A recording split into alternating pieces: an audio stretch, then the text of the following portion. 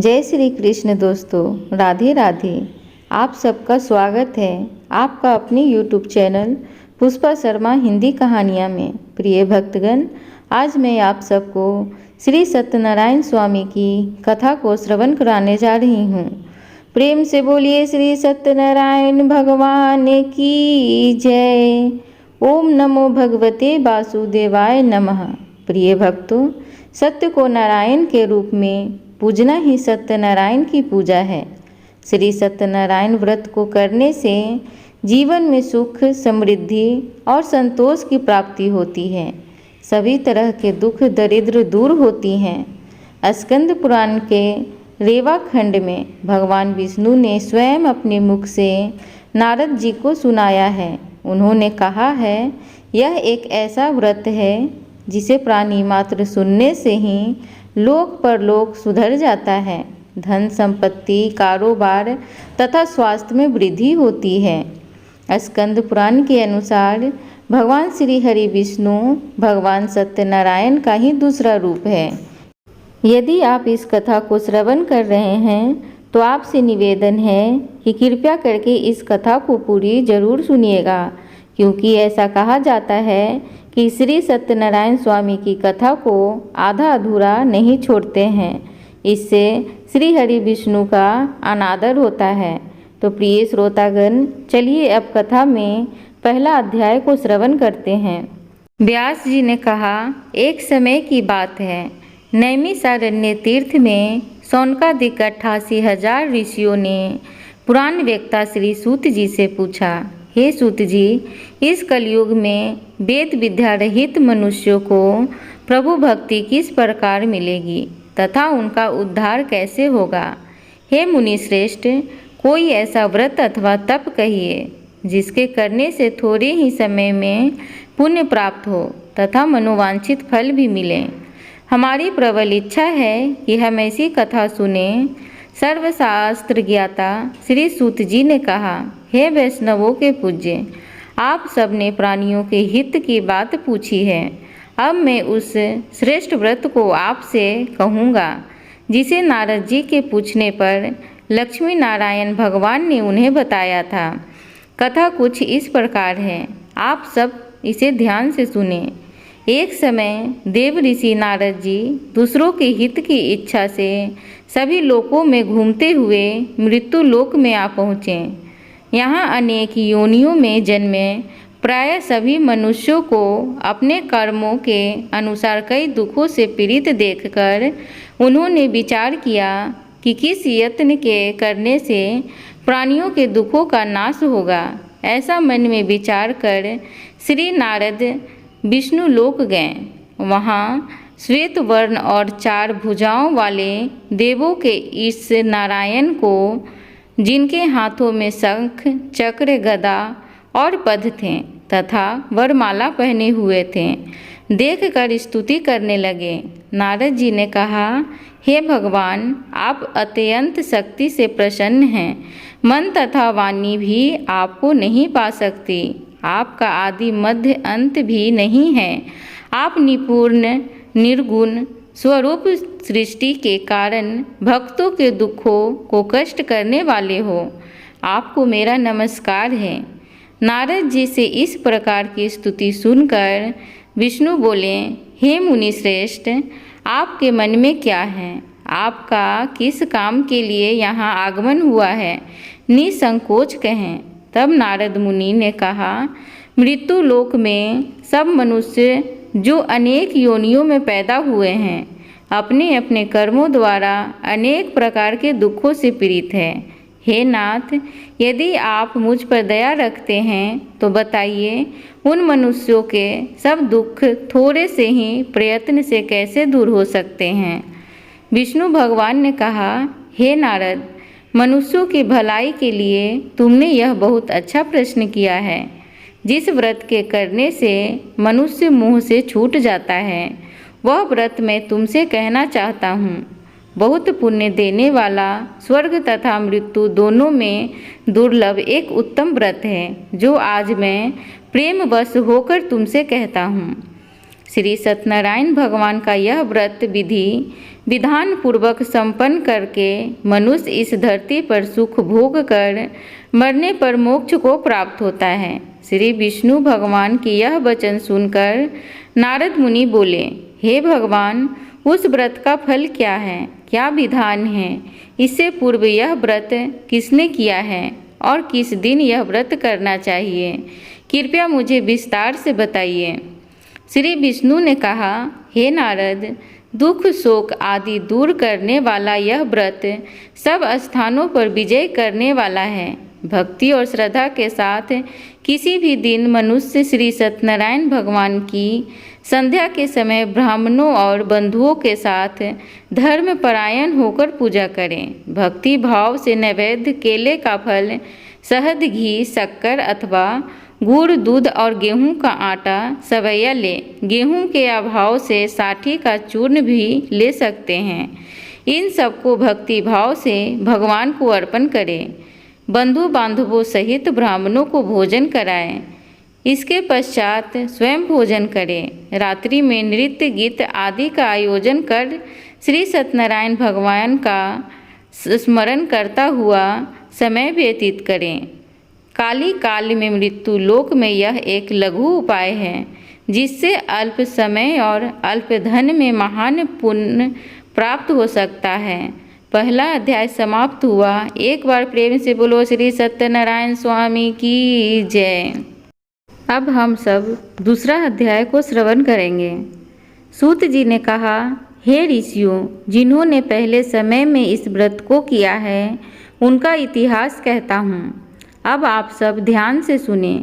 सुंदर काशीपुरी नगरी में एक अत्यंत निर्धन ब्राह्मण रहता था। वह ब्राह्मण भूख और प्यास से बेचैन होकर पृथ्वी पर घूमता रहता था।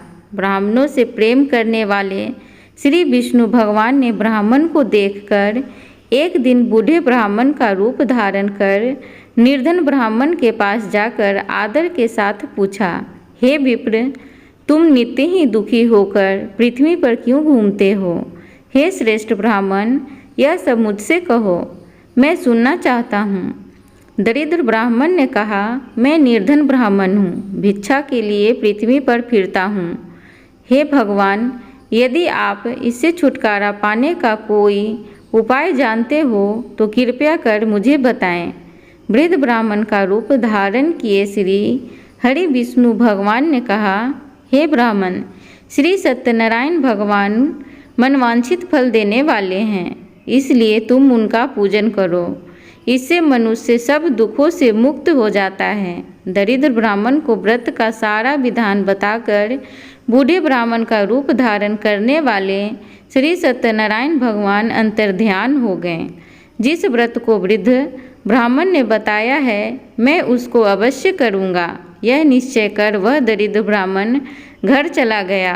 परंतु उस रात्रि दरिद्र ब्राह्मण को नींद नहीं आई। अगले दिन वह जल्दी उठा और श्री सत्यनारायण भगवान का व्रत करने का निश्चय कर भिक्षा मांगने के लिए चल दिया। उस दिन उसको भिक्षा में बहुत धन मिला, जिससे उसने पूजा का सारा सामान खरीदा और घर आकर अपने बंधु बांधवों के साथ भगवान श्री सत्यनारायण का व्रत किया। इसके करने से वह दरिद्र ब्राह्मण सब दुखों से छूटकर अनेक प्रकार की संपत्तियों से युक्त हो गया। तभी से वह विप्र हर मास व्रत करने लगा। इसी प्रकार सत्यनारायण भगवान के व्रत को जो शास्त्र विधि के अनुसार करेगा, वह सब पापों से छूटकर मोक्ष को प्राप्त होगा। आगे जो मनुष्य पृथ्वी पर श्री सत्यनारायण भगवान का व्रत करेगा, वह सब दुखों से छूट जाएगा। इस तरह नारद जी ने सत्यनारायण भगवान का कहा हुआ व्रत मैंने तुमसे कहा। हे विप्रो, अब आप और क्या सुनना चाहते हैं, मुझे बताएं। ऋषियों ने कहा, हे मुनीश्वर, संसार में इस विप्र से सुनकर किस किस ने इस व्रत को किया, यह हम सब सुनना चाहते हैं। इसके लिए हमारे मन में श्रद्धा है। श्री सूत जी ने कहा, हे मुनियों, जिस जिस प्राणी ने इस व्रत को किया है, उन सब की कथा सुनो। एक समय वह ब्राह्मण धन्य और ऐश्वर्य के अनुसार बंधु बांधवों के साथ अपने घर पर व्रत कर रहा था। उसी समय एक लकड़ी बेचने वाला बूढ़ा व्यक्ति वहां पर आया। उसने सिर पर रखा लकड़ियों का गट्ठर बाहर रख दिया और विप्र के मकान में चला गया। प्यास से व्याकुल लकड़हारे ने विप्र को व्रत करते देखा। वह प्यास को भूल गया। उसने उस विप्र को नमस्कार किया और पूछा, हे विप्र, आप यह किसका पूजन कर रहे हैं? इस व्रत से आपको क्या क्या फल मिलता है? कृपया करके मुझे बताएं। ब्राह्मण ने कहा, सब मनोकामनाओं को पूरा करने वाला यह श्री सत्यनारायण भगवान का व्रत है। इनकी ही कृपा से मेरे यहाँ धन्य धान्य आदि की वृद्धि हुई है। विप्र से इस व्रत के बारे में जानकर वह लकड़हारा बहुत प्रसन्न हुआ। भगवान का चरणामृत ले और भोजन करने के बाद वह अपने घर को चला गया। अगले दिन लकड़हारे ने अपने मन में संकल्प किया कि आज ग्राम में लकड़ी बेचने से जो धन मिलेगा उसी से भगवान सत्यनारायण का उत्तम व्रत करूँगा। मन में ऐसा विचार कर वह लकड़हारा लकड़ियों का गट्ठर अपने सिर पर रखकर नगर में धनवान लोग जहाँ पर रहते थे वहाँ गया। उस दिन उसे उन लकड़ियों के 4 गुने दाम मिले। वह बूढ़ा लकड़हारा अति प्रसन्न होकर पके केले, शहद, शक्कर, घी, दूध, दही और गेहूं का चूर्ण इत्यादि श्री सत्यनारायण भगवान के व्रत की सभी सामग्री लेकर अपने घर आ गया। फिर उसने अपने बंधु बांधवों को बुलाकर विधि विधान के साथ भगवान का पूजन और व्रत किया। उस व्रत के प्रभाव से वह बूढ़ा लकड़हारा धन, पुत्र आदि से युक्त हुआ और संसार के समस्त सुख भोग कर वैकुंठ को चला गया। इस प्रकार दूसरा अध्याय समाप्त हुआ। एक बार प्रेम से बोले श्री सत्यनारायण स्वामी की जय। अब हम सब तीसरा अध्याय को श्रवण करेंगे। श्री सूत जी ने कहा, हे श्रेष्ठ मुनियों, अब एक और कथा कहता हूँ। पूर्व काल में उल्का नाम का एक बुद्धिमान राजा था। वह सत्यवक्ता और जितेंद्रिय था। प्रतिदिन देव स्थानों पर जाता तथा गरीबों को धन देकर उनके कष्ट को दूर करता था। उसकी पत्नी सुंदर और सती साध्वी थी। भद्रशिला नदी के तट पर उन दोनों ने श्री सत्यनारायण भगवान का व्रत किया। उस समय वहाँ साधु नाम का एक वैश्य आया। उसके पास व्यापार के लिए बहुत सा धन था। राजा को व्रत करते देख उसने विनय के साथ पूछा, हे राजन, भक्ति युक्त चित्त से यह आप क्या कर रहे हैं? मेरे सुनने की प्रबल इच्छा है। कृपया आप मुझे भी बताइए। महाराज उल्कामुख ने कहा, हे साधु वैश्य, मैं अपने बंधु बांधवों के साथ पुत्र की प्राप्ति के लिए महाशक्तिमान सत्यनारायण भगवान का व्रत व पूजन कर रहा हूँ। राजा के वचन सुनकर साधु नामक वैश्य ने आदर से कहा, हे राजन, मुझे भी इसका सब विधान बताइए। मैं भी आपके साथ कथा अनुसार इस व्रत को करूँगा।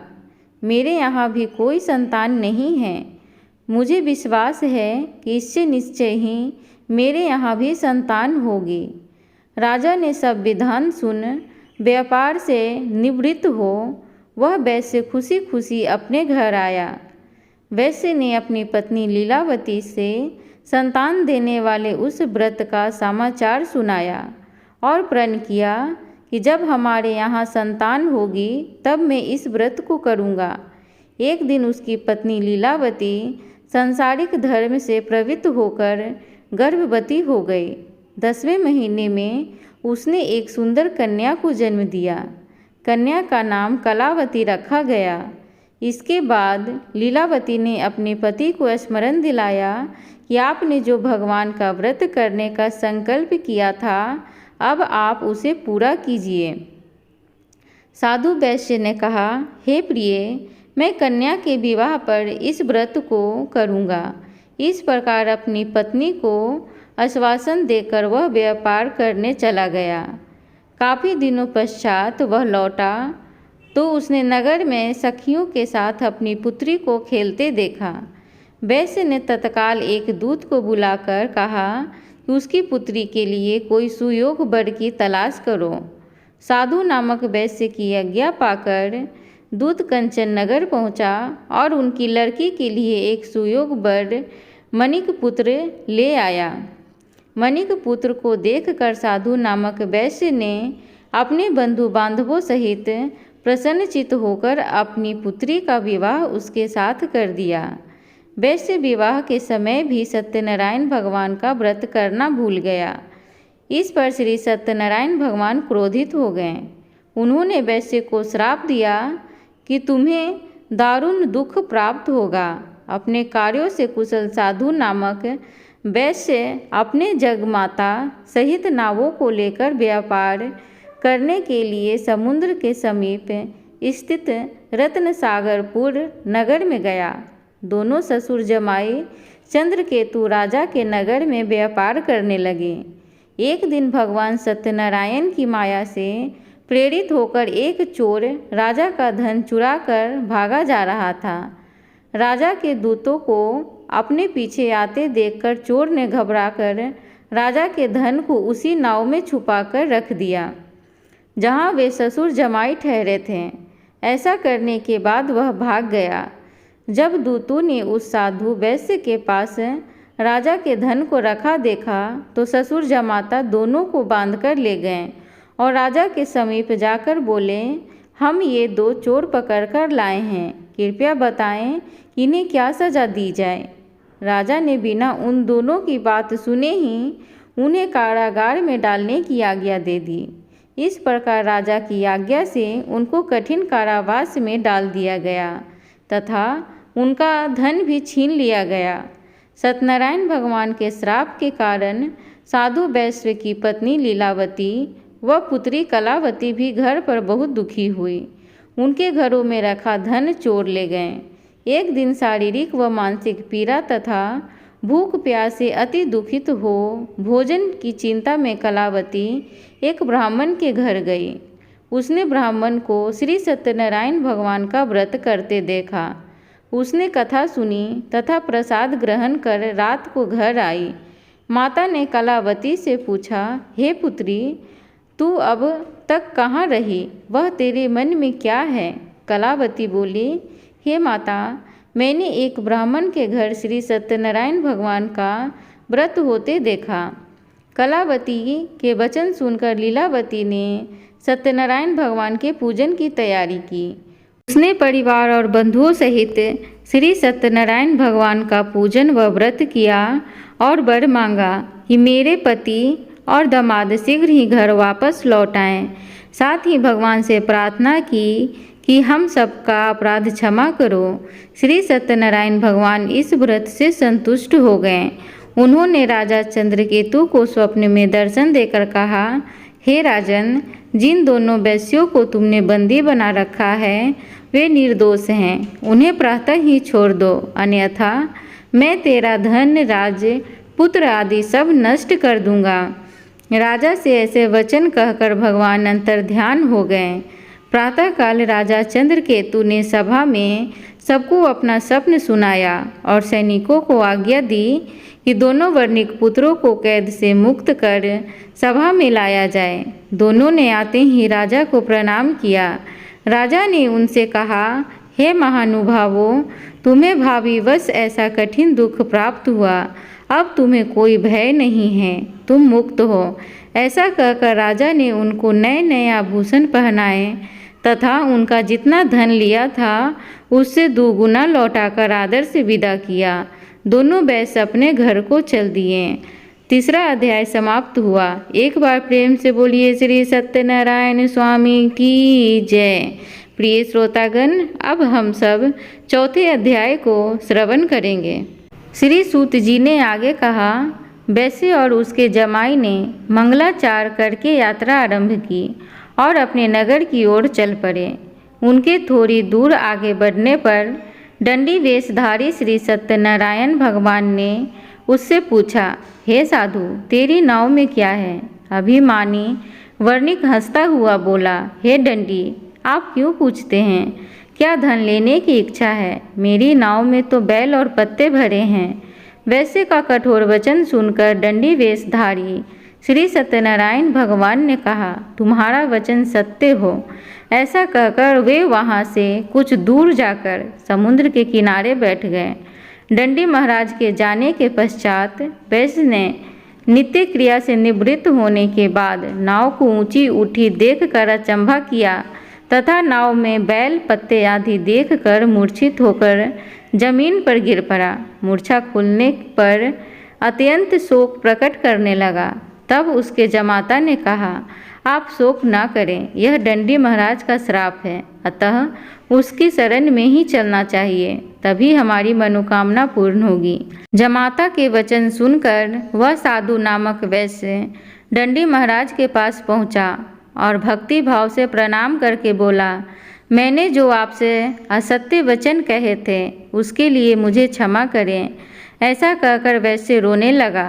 तब दंडी भगवान बोले, हे वर्णिक पुत्र, मेरी आज्ञा से तुम्हें बार बार दुख प्राप्त हुआ है, तू मेरी पूजा से विमुख हुआ है। साधु नामक वैश्य ने कहा, हे भगवान, आपकी माया से ब्रह्मा आदि देवता भी आपके रूप को नहीं जान पाते, तब मैं अज्ञानी भला कैसे जान सकता हूँ। आप प्रसन्न होइए, मैं अपनी समर्थ के अनुसार आपकी पूजा करूँगा। मेरी रक्षा करो और पहले के समान मेरी नौका को धन से पूर्ण कर दो। उसके भक्ति युक्त वचन सुनकर श्री सत्यनारायण भगवान प्रसन्न हो गए और उसकी इच्छा अनुसार वर देकर अंतर्ध्यान हो गए। तब ससुर व जमाता दोनों ने नाव पर आकर देखा कि नाव धन से परिपूर्ण है। फिर वह भगवान सत्यनारायण का पूजन कर जमाता सहित अपने नगर को चला। जब वहाँ अपने नगर के निकट पहुँचा तब उसने एक दूत को अपने घर भेजा। दूत ने साधु नामक वैश्य के घर जाकर उसकी पत्नी को नमस्कार किया और कहा, आपके पति और दामाद सहित इस नगर के समीप आ गए हैं। लीलावती और उसकी कन्या कलावती उस समय भगवान का पूजन कर ही रही थी। दूत का वचन सुनकर साधु की पत्नी ने बड़े हर्ष के साथ सत्यदेव का पूजन पूर्ण किया और अपनी पुत्री से कहा, मैं अपने पति के दर्शन को जाती हूँ, तू कार्य पूर्ण कर शीघ्र आ जाना। परंतु कलावती पूजन एवं प्रसाद छोड़कर अपने पति के दर्शन के लिए चली गई। प्रसाद की अवज्ञा के कारण सत्यदेव रुष्ट हो गए। फलस्वरूप उन्होंने उसके पति को नाव सहित पानी में डुबो दिया। कलावती अपने पति को न देख रोती हुई जमीन पर गिर पड़ी। नौका को डूबा हुआ तथा कन्या को रोती हुई देख साधु नामक वैश्य दुखी होकर बोला, हे प्रभु, मुझसे या मेरे परिवार से जो भूल हुई है उसे क्षमा करो। उसके दीन वचन सुनकर सत्यदेव भगवान प्रसन्न हो गए। आकाशवाणी हुई, हे वैश्य, तेरी कन्या मेरा प्रसाद छोड़कर आई है, इसलिए इसका पति अदृश्य हुआ है। यदि वह घर जाकर प्रसाद खाकर लौटे तो इसका पति अवश्य मिलेगा। आकाशवाणी सुनकर कलावती ने घर पहुंचकर प्रसाद खाया और फिर आकर अपने पति के दर्शन किए। तत्पश्चात साधु वैश्य ने वहीं बंधु बांधवों सहित सत्यदेव का विधि पूर्वक पूजन किया। वह इस लोक का सुख भोग कर अंत में स्वर्ग लोक को गया। इस प्रकार चौथा अध्याय पूर्ण होता है। एक बार प्रेम से बोलो श्री सत्यनारायण स्वामी की जय। प्रिय श्रोतागण, अब हम सब 5वां अध्याय को श्रवण करेंगे। श्री सूत जी ने आगे कहा, हे ऋषियों, मैं एक और भी कथा कहता हूँ, उसे भी सुनो। प्रजा पालन में लीन तुंगध्वज नाम का एक राजा था। उसने भगवान सत्यदेव का प्रसाद त्याग कर बहुत दुख पाया। एक समय राजा वन में वन्य पशुओं को मारकर बड़ के वृक्ष के नीचे आया। वहाँ उसने ग्वालों को भक्ति भाव से बंधु बांधवों सहित श्री सत्यनारायण का पूजा करते देखा, परंतु राजा देखकर भी अभिमानवश न तो वहाँ गया और न ही सत्यदेव भगवान को नमस्कार ही किया। जब ग्वालों ने भगवान का प्रसाद उनके सामने रखा तो वह प्रसाद त्याग कर अपने नगर को चल गया। नगर में पहुंचकर उसने देखा कि उसका सब कुछ नष्ट हो गया है। वह समझ गया कि यह सब भगवान सत्यदेव ने ही किया है। तब वह उसी स्थान पर वापस आया और ग्वालों के समीप गया और विधि पूर्वक पूजन का प्रसाद खाया तो सत्यनारायण की कृपा से सब कुछ पहले जैसा ही हो गया और दीर्घ काल तक सुख भोग कर मरने पर स्वर्गलोक को चला गया। जो मनुष्य इस परम दुर्लभ व्रत को करेगा, श्री सत्यनारायण भगवान की कृपा से उसे धन्य धान्य की प्राप्ति होगी, निर्धन धनी और बंदी बंधन से मुक्त होकर निर्भय हो जाता है। संतानहीन को संतान प्राप्त होती है तथा सब मनोरथ पूर्ण होकर अंत में वह वैकुंठ धाम को जाता है। जिन्होंने पहले इस व्रत को किया, अब उनके दूसरे जन्म की कथा भी सुनिए। संतानंद नामक ब्राह्मण ने सुदामा के रूप में जन्म लेकर श्री कृष्ण की भक्ति कर मोक्ष प्राप्त किया। उल्का मुख नाम के महाराज राजा दशरथ बने और श्री रंगनाथ का पूजन कर वैकुंठ को प्राप्त हुए। साधु नाम के वैश्य ने धर्मात्मा व सत्य प्रतिज्ञ राजा मूर्ध्वज बनकर अपनी देह को आगे से चीर कर दान करके मोक्ष को प्राप्त हुआ। महाराज तुंगध्वज स्वयंभू मनु हुए। उन्होंने बहुत से लोगों को भगवान की भक्ति में लीन कर मोक्ष प्राप्त किया। लकड़हारा भील अगले जन्म में गुह नामक निषाद राजा हुआ, जिसने भगवान राम के चरणों की सेवा कर मोक्ष को प्राप्त किया। तो इस प्रकार श्री सत्यनारायण स्वामी का 5वां अध्याय भी समाप्त हुआ। प्रिय श्रोतागण, एक बार प्रेम से बोले श्री सत्यनारायण स्वामी की जय, श्री हरि विष्णु भगवान की जय। प्रिय श्रोतागण, आशा करूंगी आज की कथा आप सबको आनंद दी होगी। तो कृपया करके चैनल को सब्सक्राइब करें, वीडियो को लाइक करें, कमेंट बॉक्स में ओम नमो भगवते वासुदेव जरूर लिखें। आपके एक सब्सक्राइब और एक लाइक से मुझे बहुत ही ज़्यादा मोटिवेशन मिलता है। धन्यवाद।